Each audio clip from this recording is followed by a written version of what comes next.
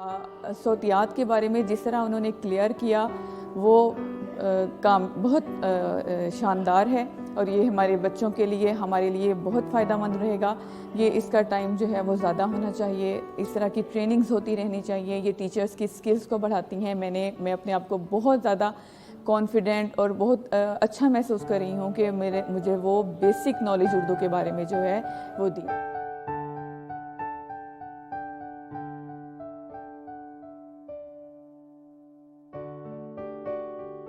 हमें उर्दू के फ़ोनिक्स का पहली बार उसूली तौर पर पता चला और इसकी जो टर्मिनोलॉजीज़ हैं और दूसरी ज़ुबानों के साथ इसका जो लिंक बनता है साउंड्स के हवाले से वो हमें पढ़ाया गया। पहले तो हम रिवायती तरीके से पढ़ते थे, सीखते थे, तो अब ये जिद्दत के साथ जिसमें तलबा को आसानी होगी और छोटे छोटे बच्चे जो ग्रेड 1 और ग्रेड 2 से ताल्लुक़ रखते हैं वो बेहतरीन तरीके से सीख सकेंगे।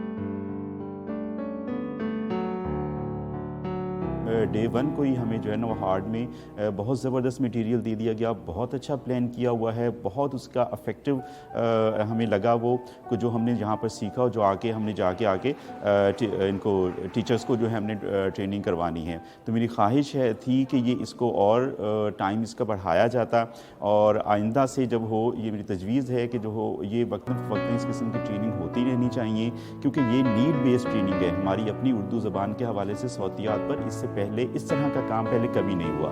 तो ये क्योंकि नीड बेस है और बहुत इफेक्टिव है, हमारे जो पहले से लेसन प्लान चल रहे हैं उसके साथ इसको बराह रास्त हमने मैच कर लिया, कोई किसी किस्म का मसला नहीं हुआ। और इंशाअल्लाह ताला उम्मीद यही है कि जब हम आगे जाके ग्राउंड में इसको फील्ड में जब इसको हम डिलीवर करेंगे असातिज़ा के साथ, तो जो प्राइमरी टीचर्स हैं वो इसको बहुत अच्छे तरीके से जो है वो पिक कर लेंगे और इसका फ़ायदा जो है वो ग्रास रूट लेवल से जो है वो होना शुरू हो जाएगा।